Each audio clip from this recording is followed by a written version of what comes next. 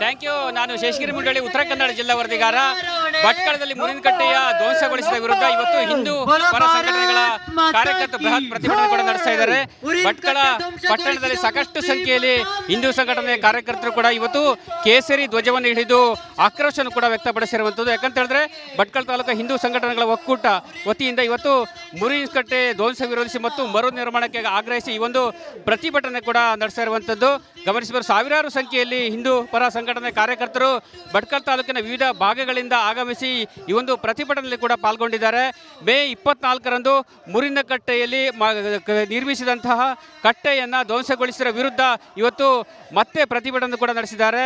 ಕಳೆದ ಮೇ 29ರಂದು ಕೂಡ ಇದೇ ರೀತಿಯಾಗಿ ಪ್ರತಿಭಟನೆ ನಡೆಸಿ ತೀವ್ರ ಆಕ್ರೋಶವನ್ನು ಕೂಡ ವ್ಯಕ್ತಪಡಿಸಿದರು. ಅದೇ ರೀತಿ ಮತ್ತೆ ಇವತ್ತು ಸ್ವಯಂ ಪ್ರೇರಿತವಾಗಿ ಬಂದ್ ಕರೆ ನೀಡಿದಲ್ಲದೆ ಇವತ್ತು ಬೃಹತ್ ಪ್ರಮಾಣದ ಒಂದು ಪ್ರತಿಭಟನಾ ಮೆರವಣಿಗೆಯನ್ನು ಕೂಡ ನಡೆಸ್ತಾ ಇದ್ದಾರೆ.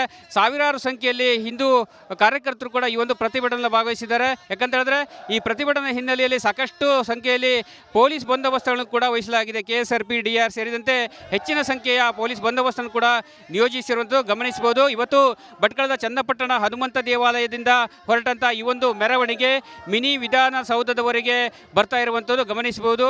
ಘೋಷಣೆಗಳನ್ನು ಕೂಡ ಕೂಗ್ತಾ ಇದ್ದಾರೆ. ಯಾಕಂತ ಹೇಳಿದ್ರೆ ಮುರಿನಕಟ್ಟೆಯನ್ನು ಕಟ್ಟೆ ಕಟ್ತೀವಿ ಎಂಬ ಘೋಷಣೆಗಳನ್ನು ಹಾಕಿದ್ದಾರೆ. ಅದೇ ರೀತಿ ಕಟ್ಟೆಯನ್ನು ಧ್ವಂಸಗೊಳಿಸಿದ ಮತಾಂಧರನ್ನು ಶಿಕ್ಷಿಸಬೇಕು, ಅವರ ಮೇಲೆ ಕ್ರಮಗಳನ್ನು ಕೈಗೊಳ್ಳಬೇಕೆಂಬ ಒತ್ತಾಯವನ್ನು ಇವತ್ತು ಈ ಒಂದು ಪ್ರತಿಭಟನೆಯಲ್ಲಿ ಪಾಲ್ಗೊಂಡಿದ್ದಾರೆ. ಒಟ್ಟಿನಲ್ಲಿ ಮುರಿನಕಟ್ಟೆಯ ಮರು ನಿರ್ಮಾಣಕ್ಕಾಗಿ ಆಗ್ರಹಿಸಿ ಈ ಒಂದು ಪ್ರತಿಭಟನೆ ಕೂಡ ನಡೀತಾ ಇದೆ ಗಮನಿಸಬಹುದು. ಸಾಕಷ್ಟು ಸಂಖ್ಯೆಯಲ್ಲಿ ಇವತ್ತು ಪ್ರತಿಭಟನಾಕಾರರು ಭಾಗವಹಿಸಿದ್ದಾರೆ, ಮಹಿಳೆಯರು ಕೂಡ ಭಾಗವಹಿಸಿದ್ದಾರೆ. ಭಟ್ಕಳದ ವಿವಿಧ ಗ್ರಾಮೀಣ ಪ್ರದೇಶಗಳಿಂದ ಸಾಕಷ್ಟು ಸಂಖ್ಯೆಯಲ್ಲಿ ಹಿಂದೂ ಪರ ಕಾರ್ಯಕರ್ತರು ಕೂಡ ಭಾಗವಹಿಸಿದ್ದಾರೆ. ಒಟ್ಟಿನಲ್ಲಿ ಹಿಂದೂಗಳ ಭಾವನೆಗೆ ಧಕ್ಕೆ ಉಂಟು ಮಾಡಿದಂಥ, ಹಿಂದೂ ಭಾವನೆಗಳನ್ನು ಕೆರಳಿಸಿದಂತಹ ಮತಾಂಧರಿಗೆ ತಕ್ಕ ಶಿಕ್ಷೆಯನ್ನು ನೀಡಬೇಕು, ಅದೇ ರೀತಿ ಮುರಿನಕಟ್ಟೆಯನ್ನು ಮರು ನಿರ್ಮಾಣ ಮಾಡಬೇಕೆಂದು ಆಗ್ರಹಿಸಿ ಈ ಒಂದು ಪ್ರತಿಭಟನೆ ಕೂಡ ನಡೀತಾ ಇರುವಂಥದ್ದು. ಕಳೆದ ಮೇ 24ರಂದು ಬೆಳಗಿನ ಜಾವ ಸಂದರ್ಭದಲ್ಲಿ ಕಟ್ಟೆಯನ್ನು ನಿರ್ಮಿಸಿದಂಥ ಕಟ್ಟೆಯನ್ನು ಧ್ವಂಸಗೊಳಿಸಿದ ಮತಾಂಧರು ತಮ್ಮ ಕೃತ್ಯವನ್ನು ಮೆರೆಸಿ ಹಿಂದೂಗಳ ಭಾವನೆಗೆ ಧಕ್ಕೆ ಕೂಡ ತಂದಿದ್ದರು.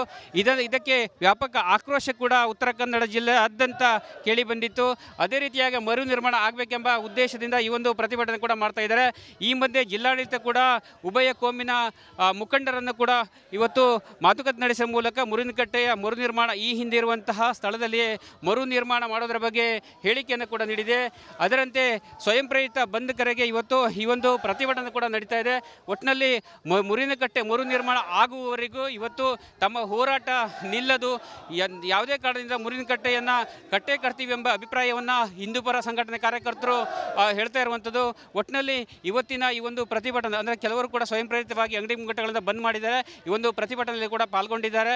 ಒಟ್ಟಿನಲ್ಲಿ ಮುರಿನಕಟ್ಟೆಯ ಒಂದು ಮರು ನಿರ್ಮಾಣ ಆಗುವವರೆಗೆ ತಮ್ಮ ಹೋರಾಟ ನಿಲ್ಲೋದೆಂಬ ಒಕ್ಕೂರಿನ ಅಭಿಪ್ರಾಯ, ಒತ್ತಾಯ, ಆಗ್ರಹ ಕೇಳಿ ಬಂದಿರುವಂಥದ್ದು. ಇವಿಷ್ಟು ಇಲ್ಲಿನ ಸುದ್ದಿ. ಮುಂದಿನ ಸುದ್ದಿಯನ್ನು ನನ್ನ ಕೊಲಿಗ್ ನೋಡ್ತಾರೆ.